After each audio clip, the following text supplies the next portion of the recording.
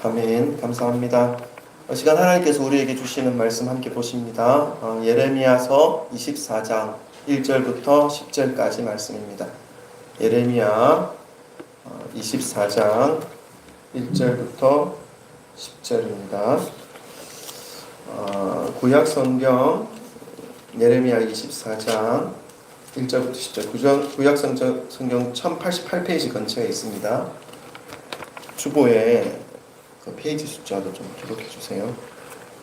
1088장 정도에 있습니다. 구약 한 절 한 절씩 교독하고 마지막 절 합독합니다. 제가 먼저 읽겠습니다.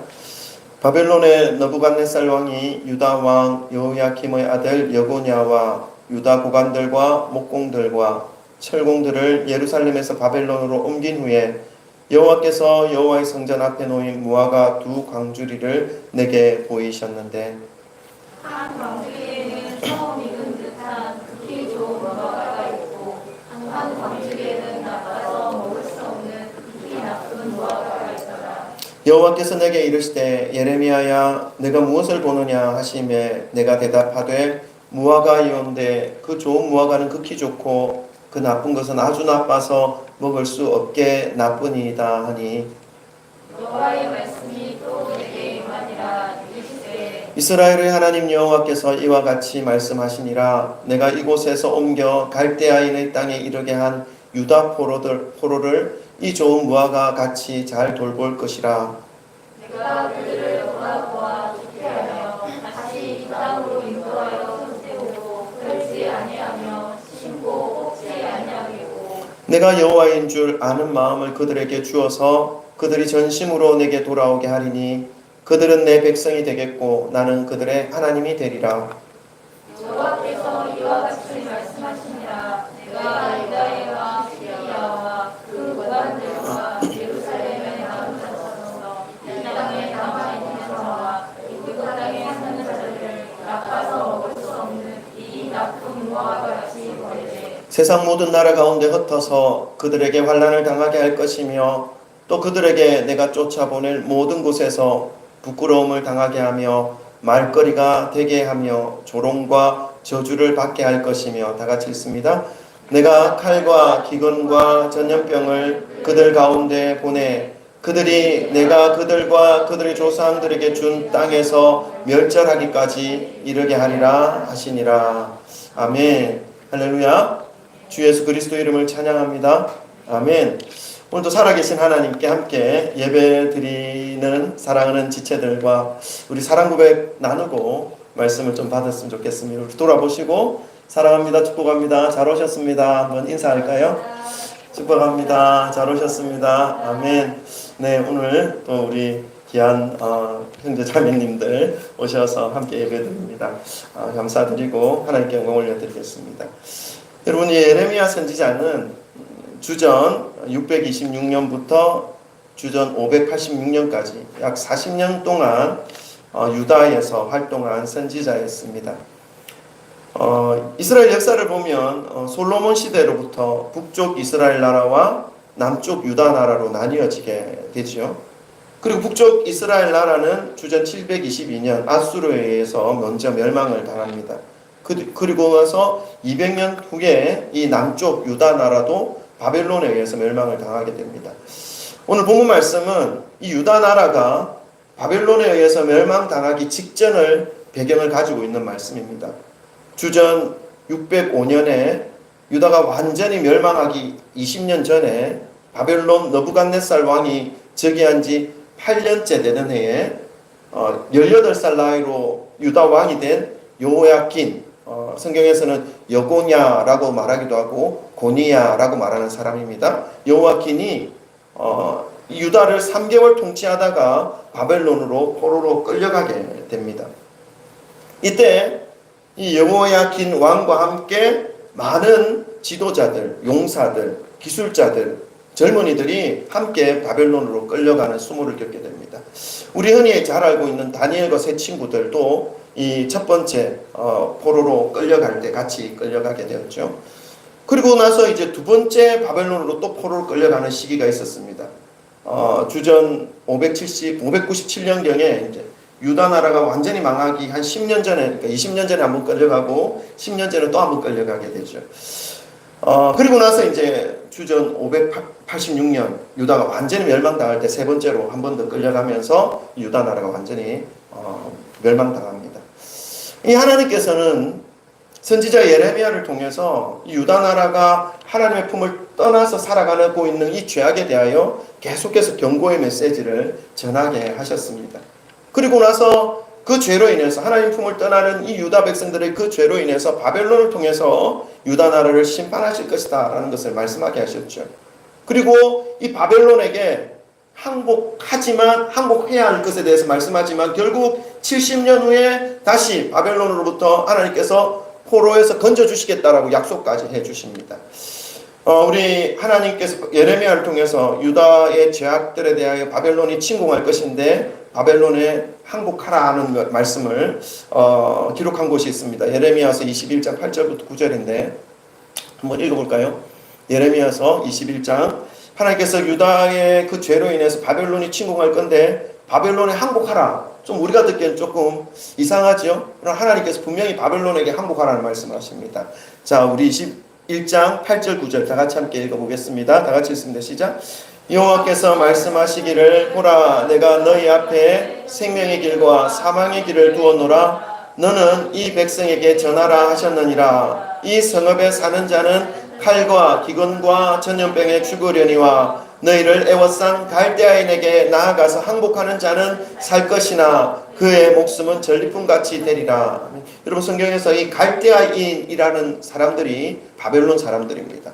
그러니까 바벨론 사람들에게 나아가서 항복하는 자는 살 것이다 말씀하고 있죠. 왜요? 하나님께 지금 유다의 죄로 인해서 유다 나라에 칼과 기근과 전염병으로 심판하실 것을 말씀하고 있습니다. 그러나 유다에서 바벨론의 포로로 끌려가는 자는 살 것이다. 구원을 얻을 것이다. 라고 말씀하죠. 그리고 나서 예레미야 선지자를 통해서 70년 후에 다시 건져주실 것이라는 것을 약속하여 주고 있습니다. 그러나 유다 백성들은 이 예레미야 선지자의 음성에 귀를 기울이지 않습니다. 그 반대로 다른 선지자들의 말에는 아주 철저하게 귀를 잘 기울이고 있습니다. 왜냐하면 다른 선지자들의 음성은 달콤하기 때문입니다. 예레미야 선지자는 멸망과 심판에 대한 엄중한 경고의 메시지였지만 다른 선지자들의 메시지는 세상의 평강과 성공과 번영을 전하고 있었기 때문에 이 유다 백성들은 예레미야 선지자의 말은 듣고 싶은 마음이 없었고 철저히 묵살해 버린 거지요. 자, 예레미야 때에 예레미야 선지자와 함께 다른 선지자들이 어떤 예언을 했는지 우리 한번 또 볼 수 있습니다. 예레미야 5장 31절 말씀인데요. 우리 한번 좀 읽어보겠습니다. 예레미야는 경고의 메시지를 했지만 다른 선지자들은 이 유다 백성들에게 범죄함을 짓고 있고 하나님 품에서 멀어져 가고 있는 이 유다 백성들에게 뭐라고 말했는지 우리 함께 보도록 하겠습니다. 5장 31절 말씀 우리 다 같이 한번 읽어보겠습니다. 다 같이 읽습니다. 시작. 선지자들은 거짓을 예언하며 제사장들은 자기 권력으로 다스리며 내 백성은 그것을 좋게 여기니 마지막에는 너희가 어찌하려느냐. 지금 유다는 하나님의 품을 떠나가면서 이런 모형으로 살아가고 있지만 선지자들, 제사장들은 역시 부패하여서 이것을 바로 잡아줄 수 있는 상황이 아니었다. 그런 모습이 아니었다라는 것을 말씀하고 있죠. 또 예레미야서 6장 13절부터 15절입니다. 당시의 상황을 한 번 더 보도록 하겠습니다. 우리 13절부터 15절입니다. 다 같이 함께 읽겠습니다. 시작. 이는 그들이 작은 자로부터 큰 자까지 다 탐욕을 부리며 선지자로부터 제사장까지 다 거짓을 행함이라. 그들이 내 백성의 상처를 가볍게 여기면서 말하기를 평강하다 평강하다 하나 평강이 없도다. 그들이 가증한 일을 행할 때에 부끄러워하였느냐? 아니라. 조금도 부끄러워하지 않을 뿐 아니라 얼굴도 붉어지지 않았느니라. 그러므로 그들이 엎드러지는 자와 함께 엎드러질 것이라. 내가 그들을 벌하리니 그때에 그들이 거꾸러지리라. 여호와의 말씀이니라. 아멘. 지금 유다 나라의 상황이 죄를 지어도 부끄러운 줄 모르고 있습니다. 제사장으로부터 선지자에 이르기까지 거짓으로 가득 채워져서 백성들에게 잘못되어진 길을 제시하고 있는 이러한 형편 속에 있다는 것이죠. 그래서 하나님께서 이들을 벌하실 것이다 분명하게 말씀하고 있습니다. 한 군데만 더 찾아보겠습니다. 예레미야서 8장 8절부터 12절 말씀입니다. PPT 되어 있습니다. 좀 길기 때문에 교독하겠습니다. 제가 먼저 8절 읽습니다. 너희가 어찌 우리는 지혜가 있고 우리에게는 여호와의 율법이 있다 말하겠느냐. 참으로 서기관의 거짓의 붓이 거짓되게 하였나니 하는 자들은 부러움을 당하며 두려워하다가 잡히리라. 그러나 그들이 여호와의 말을 버렸으니 그들에게 무슨 지혜가 있으랴. 그러므로 내가 그들의 아내를 타인에게 주겠고 그들의 밭을 그 차지할 자들에게 주리니 그들은 가장 작은 자들로부터 큰 자까지 다 욕심내며 선지자로부터 제사장까지 다 거짓을 행함이라. 그들이 말하되 백성의 상처를 가볍게 여겨서 말하기를 평강하다 평강이 없도다. 다 같이 읽습니다. 그들이 가증한 일을 행할 때에 부끄러워하였느냐? 아니라. 조금도 부끄러워하지 않을 뿐 아니라 얼굴도 붉어지지 아니하였느니라. 그러므로 그들이 엎드러질 자와 함께 엎드러질 것이라. 내가 그들을 벌할 때에 그들이 거꾸러지리라. 여호와의 말씀이니라. 아멘. 동일한 문장을 반복해서 이 유다 백성들에게 선포하고 있는 하나님의 음성입니다. 그렇게 선포하고 있음에도 불구하고 유다 백성들은 하나님의 음성을 듣기를 거부하고 평강하다 하는 거짓 선지자들의 말에 따라가고 있는 모습을 볼 수 있는 것이죠. 방금 읽으신 이 말씀처럼 하나님께서는 예레미야 선지자를 통해서 바벨론에게 항복하고 자신들의 죄악에 대하여 철저히 회개하라고 하는 심판의 메시지를 선포하게 하셨습니다. 그러나 그럼에도 불구하고 유다 백성들은 하나님의 이 경고의 음성에는 귀를 기울이지 않고 대신 평안하다, 문제없다 라고 말하는 그 거짓 선지자와 거짓 제사장들의 말에만 귀를 기울여서 자신을 하나님의 말씀 앞에서 정직하게 살피는 시간을 가지지 못하고 있었습니다. 여러분, 오늘날에도 하나님의 말씀이 넘쳐나고 있습니다. 유튜브에도 나오고 매스컴에서도 나오고 있습니다. 여러분, 이 선포되어지는 이 말씀을 잘 분별하시기를 바랍니다. 하나님의 말씀을 선포하고 말씀을 전하는 자의 힘과 능력을 과시하는 메시지인지, 아니면 세상의 축복과 성공을 약속하고 있는 그 달콤한 메시지인지, 아니면 나 자신을 지금 믿음 위에 바르게 세우시고자 하시는 하나님의 말씀을 대언하고 있는 것인지 잘 분별하시기를 바랍니다. 결국 이 남유다 왕국은 예레미야의 예언대로 주전 586년 바벨론에 의해서 완전히 멸망당합니다. 그리고 솔로몬이 그렇게 아름답게 웅장하게 만들어 놓은 이 예루살렘 성전도 완전히 무너지게 됩니다. 그 백성들은 포로로 잡혀가서 뿔뿔이 흩어지게 되는 것이죠. 오늘 본문 말씀은 이런 유다 나라의 멸망 직전에 있었던 첫 번째 바벨론 포로로 잡혀가고 난 이후에 하나님께서 예레미야를 통해서 하나님의 백성인 유다 백성들에게 선포하시는 예언의 말씀입니다.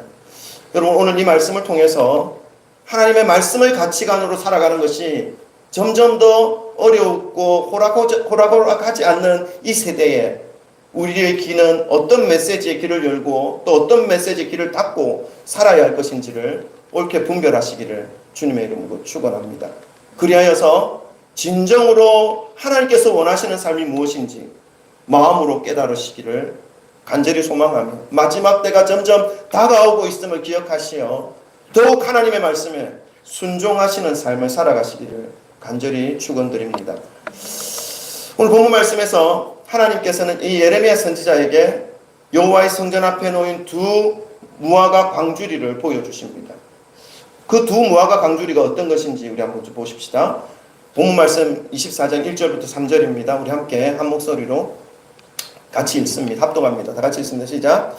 바벨론의 느부갓네살 왕이 유다 왕 여호야킴의 아들 여고냐와 유다 고관들과 목공들과 철공들을 예루살렘에서 바벨론으로 옮긴 후에 여호와께서 여호와의 성전 앞에 놓인 두 무화과 두 강주리를 내게 보이셨는데, 한 강주리에는 처음 익은 듯한 극히 좋은 무화과가 있고 한 강주리에는 나빠서 먹을 수 없는 극히 나쁜 무화과가 있더라. 여호와께서 내게 이르시되 예레미야야, 내가 무엇을 보느냐 하시매 내가 대답하되 무화과이온데 그 좋은 무화과는 극히 좋고 그 나쁜 것은 아주 나빠서 먹을 수 없게 나쁘니이다 하니. 민족적 상황은 이 나라가 바벨론에게 멸망당할 것과 같은 풍전등화의 위기의 상황이었습니다. 이 상황 가운데 하나님께서는 예레미야에게 여호와의 성전 앞에 놓여있는 무화과 두 광주리를 보여주십니다. 한 광주리에는 처음 익었던 부들부들하고 아주 완전히 익었던 먹으면 달콤한 그런 극히 좋은 무화과가 가득 들어있고, 한 광주리에는 너무 나빠서 도저히 먹을 수 없는 것, 상했고 터져있고 벌레 먹으면 더 맛있습니까? 어쨌든 먹을 수 없을 정도의 그런 아주 극도로 나쁜 무화과가 한 광주리에 들어 있었다는 것이죠. 여러분, 성경에서 무화과나 이 포도 이런 식물들이 나오면 비유로 등장할 때는 그것들이 의미하는 것은 이스라엘 백성들, 하나님의 백성들을 의미합니다. 오늘 이 예레미야에게 보여주신 하나님의 이 환상, 예언, 이 무화과 광주리 역시 이스라엘 백성들을 의미하는 것이죠. 이 두 광주리 모두 여호와의 성전 앞에 놓여져 있습니다. 하나님께 드려진 무화과였다라는 것을 알 수 있죠. 그런데 첫 번째 광주리에는 익자마자 바로 따온 것 같은 아주 신선하고 부드럽고 먹음직스럽고 극히 좋은 무화과들이 들어있었던 반면, 이 두 번째 광주리에는 도저히 먹을 수 없을 정도로 나쁜 상태, 설익고 썩어버려서 그냥 바깥으로 버릴 수밖에 없는 그런 무화과들이 가득 담겨 있었던 것입니다. 하나님께서 예레미야에게 이 두 무화과 열매의 광주리를 보여주신 이유가 있겠지요. 하나님이 선택하신 나라, 이스라엘 나라와 이 유다 나라가 지금 위기에 처해 있는 상황입니다. 북쪽 이스라엘은 벌써 아수르라는 나라에 의해서 멸망을 당한 상태이고, 이제 남쪽 나라 유다 나라도 지금 바벨론에 의해서 이제 멸망당하기 직전에 놓여져 있는 그런 상황들의 위기입니다. 하나님께서는 이 위기 때마다 이스라엘 백성들에게 여호와의 선지자들을 통해서 여호와께로 돌아오라 라고 하는 경고의 메시지를 위기의 신호로 하나님의 마음을 표현해 주셨지만, 이스라엘 백성들은 그 하나님의 경고의 메시지를 듣기보다는 거짓 선지자들의 축복된 메시지만 들으려고 합니다. 그리고 그 축복된 메시지만 들어서 자신의 삶을 변화시키려는 마음을 가지지 못하는 것이죠. 결국 나라는 위기에 몰려있고 그 삶은 절체절명의 그 인생의 위기 속에 놓여져 있게 되는 것입니다. 이 위기 속에서 비참하게 바벨론의 포로로 끌려가는 사람들도 있었고, 자신의 나라에서 도피하여서 바벨론의 포로로 끌려가는 것만은 모면한 사람들, 자신의 어떤 재산을 주어서 포로로 끌려가는 것을 모면했던 그런 사람들도 분명히 있었습니다.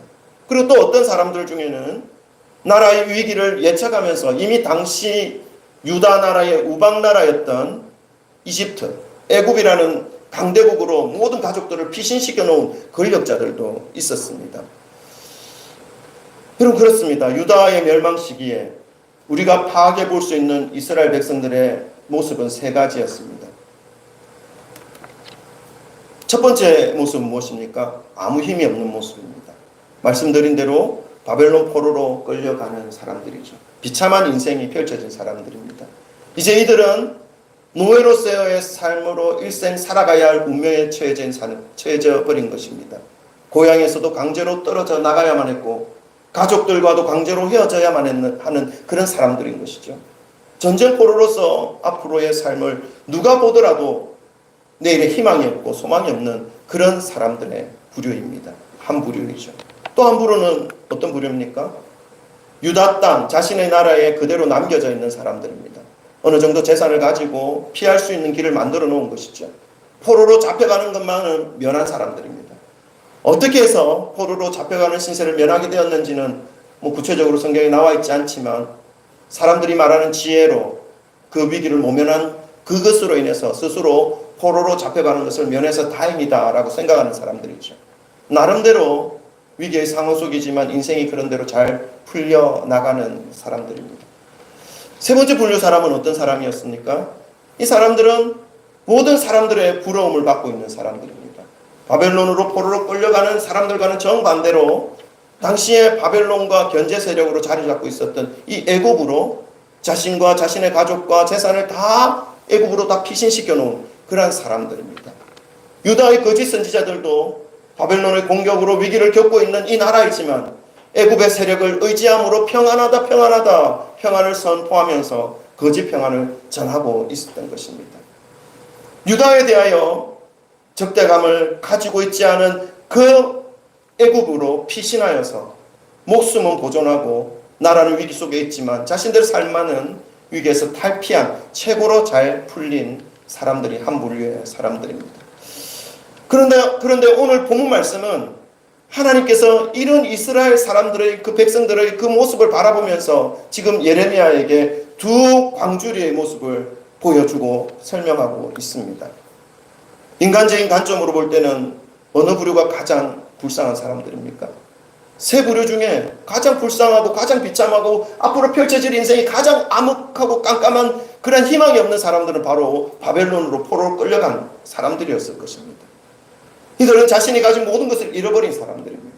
집도 재산도 가족도 사회적인 모든 위치도 모두 잃어버린 사람들인 것이죠. 인간적인 관점으로 볼 때는 너무나 암담하고 절망적인 상황에 놓여 있는 사람입니다. 그런데 하나님이 보시는 관점은 그와 전혀 다른 반대의 관점이셨습니다. 인간들은 이제 너는 끝이야. 너의 인생은 이제 평생 포로로 노예로 비참한 삶을 맞이해야 할 것이야. 그렇게 죽어갈 것이야. 라고 말하는 그들에게 하나님은 소망을 선포하십니다. 뭐라고 말씀하시는 줄 한번 보십시다. 우리 4절부터 7절입니다. 오늘 본문 말씀 24장 4절부터 7절 함께 읽겠습니다. 다 같이 읽습니다. 시작. 여호와의 말씀이 또 내게 다 같이 읽습니다. 예레미야 24장 4절부터 4절 없네요. 네, 4절 없으니까 제가 읽을게요. 잘 따라오세요. 제가 읽겠습니다. 24장 4절 여호와의 말씀이 또 내게 임하니라 이르시되 이스라엘의 하나님 여호와께서 이같이 말씀하시니라 내가 이곳에서 옮겨 갈대아의 땅에 이르게 한 유다 포로를 이 좋은 무화과 같이 잘 돌볼 것이라. 포로로 끌려가는 그 유다 백성들을 하나님께서 이 좋은 무화과처럼 잘 돌볼 것이다 말씀하고 있습니다. 6절에 보니까 내가 그들을 돌아보아 좋게 하여 다시 이 땅으로 인도하여 세우고 헐지 아니하며 심고 뽑지 아니하겠다. 그 땅에 가게 한 그 사람들을 돌보고 다시 이 땅으로 돌아오게 하고 세우고 심겠다라고 말씀하고 있습니다.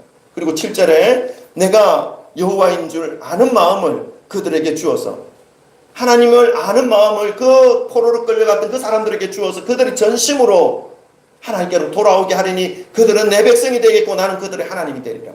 그들에 대하여 회복과 다시 축복의 말씀을 약속하고 있습니다. 좋은 무화과 그 열매가 바로 포로로 끌려갔던 그 사람이라고 분명히 말씀하고 있는 것이죠. 바벨론으로 끌려간 이 포로들을 사람들은 인생에 있어서 최악의 상황에 몰려있는 사람이라고 생각합니다. 그러나 하나님은 힘없이 끌려가 포로의 삶을 살아가는 이들에 대하여 절망이 아니라 희망이다 라고 말씀하고 있습니다. 최악이 아니라 최고의 선한 삶으로 하나님께서 돌보실 것이다 말씀하고 있습니다. 비록 포로로 끌려가며 깊은 슬픔과 앞날을 예상할 수 없는 그런 어둠 속에 살아가야 한다라고 그런 절망에 붙잡힌 삶을 속에 들어가고 있지만 그들을 하나님께서는 돌아보아 좋게 하여 다시 거룩한 백성으로 인도하고 세우고 심으며 헐지 않고 뽑지 않겠다라고 약속하고 있습니다. 인간의 관점과 하나님의 관점이 완전히 다르죠. 인간의 생각과 하나님의 생각은 완전히 다릅니다. 여러분, 우리는 끊임없이 인간의 관점, 인간의 생각을 버리고 하나님의 관점, 하나님의 생각을 품고 살아가야 하는 존재임을 기억하시기를 바랍니다.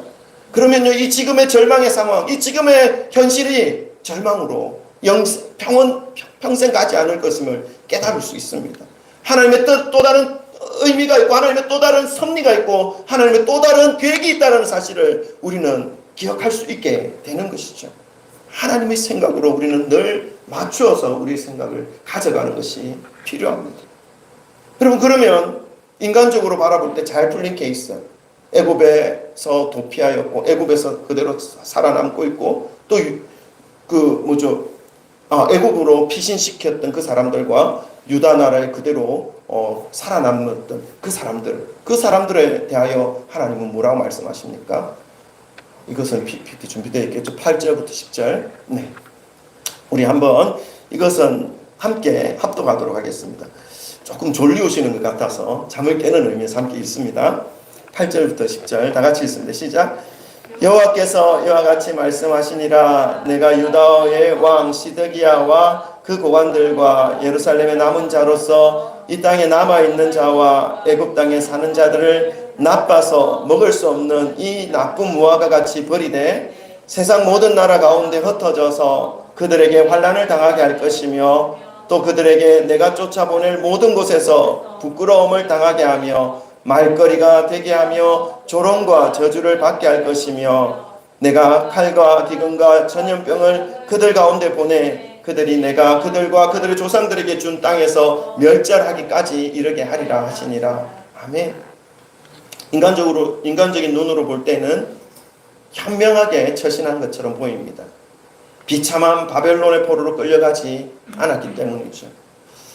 그러나 그러한 사람들을 하나님께서는 현명한 것으로 바라보지 않는다 말씀하고 있습니다.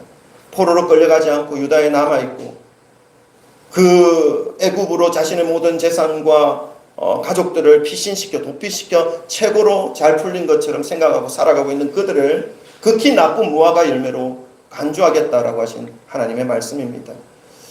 하나님께서 이들을 버리실 것을 말씀하고 있는 것이죠. 세상의 모든 나라에 흩어지게 하시고 그들이 가지고 있는 그 인간적인 지혜가 오히려 세상의 조롱거리가 될 것이다 라고 말씀하고 있습니다.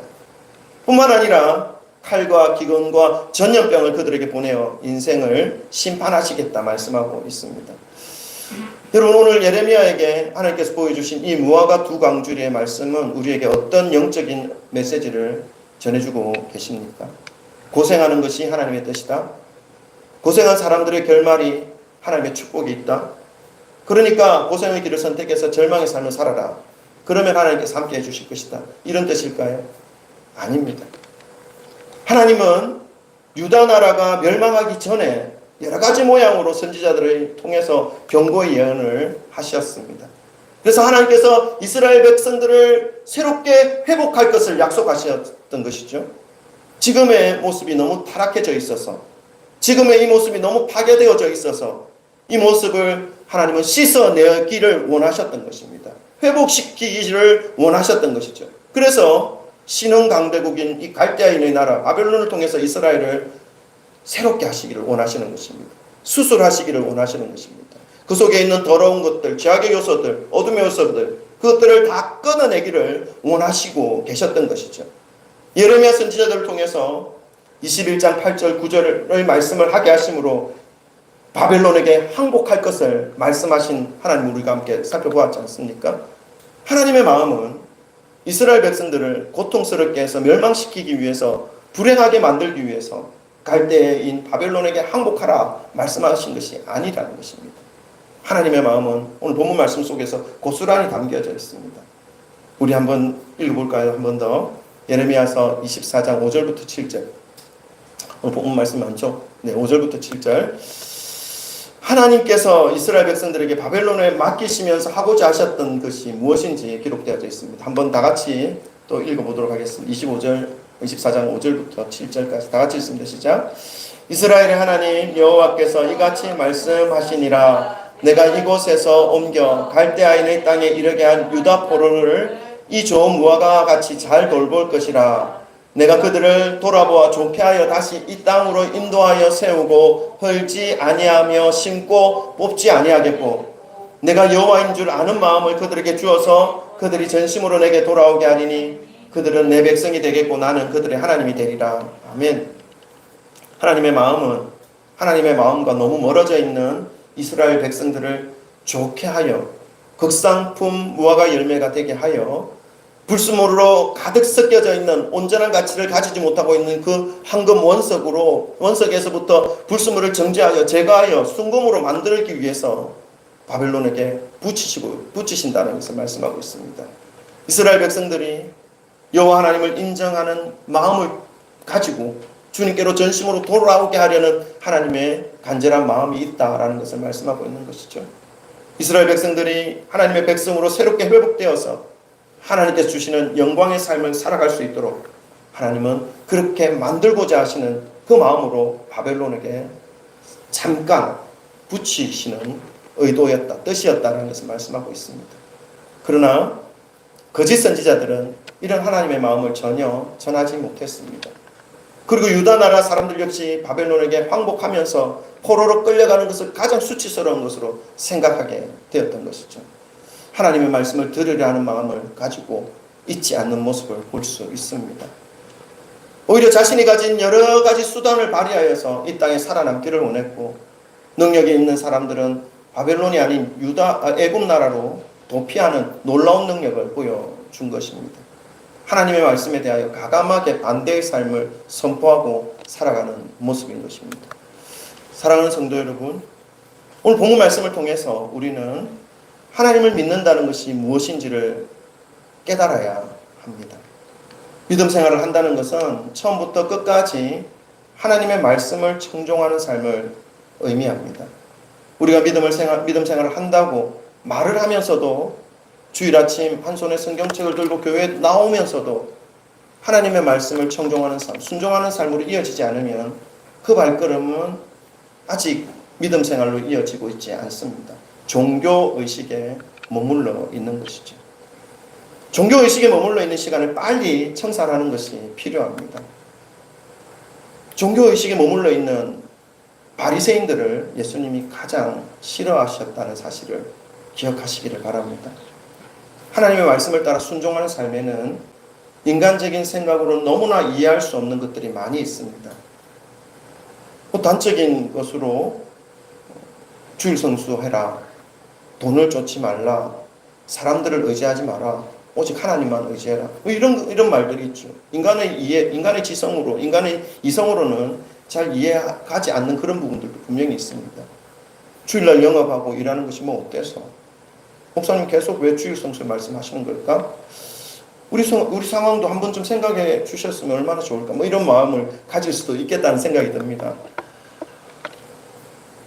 저도 그 마음을 잘 알죠. 그렇지만 하나님의 말씀은 주일을 온전히 하나님께 드리는 것을 말씀하고 있으니까 순종하자라고 하는 것입니다. 이해할 수 없어도 하나님의 뜻에 순종하면 하나님께서 베푸시는 회복과 기적이 분명히 있다는 것을 말씀하고 있습니다. 사랑하는 성도 여러분, 이해할 수 없어도 하나님의 말씀에 순종하는 자들을 하나님께서는 극히 좋은 무화과 열매로 회복시켜 주신다는 사실을 오늘 약속하고 있습니다. 그러나 이해할 수 없다고 해서 말씀이 지시하는 것을 무시하고 자신의 인간적인 지혜와 지식으로 자신의 어떤 삶을 만들어가고 일구어가는 그 삶에는 순간적으로 인간적인 부러움과 지혜는 드러날지 모르지만 결국에는 하나님의 말씀에 순종하지 않은 것으로 인해서 그 삶에 하나님의 은혜는 나타나지 않는다는 것입니다. 오늘 말씀에서는 하나님께서 극히 나쁜 무화과 열매로 간주하여서 그 삶을 버릴 것을 말씀하고 있습니다. 하나님께 순종하는 삶을 미루지 마시기를 주님의 이름으로 축원합니다. 아멘. 즉각적인 순종만이 참다운 회복과 안식을 가져다 줄 수 있습니다. 바라는 것은 오늘도 우리를 생명으로 인도하시는 하나님의 음성에 순수하게 받아들이심으로 머리로 이해되지 않는다 하더라도 말씀 앞에서 순종하심으로 하나님의 기적과 도우심을 경험하는 그런 저와 여러분 되시기를 주님의 이름으로 축원합니다. 아멘. 우리 시간이 좀 되어서 찬송은 넘어가고요. 우리 찬송가 204장 찬송 드리시면서 준비하신 예물 하나님 앞에 올려드리겠습니다. 찬송가 204장입니다.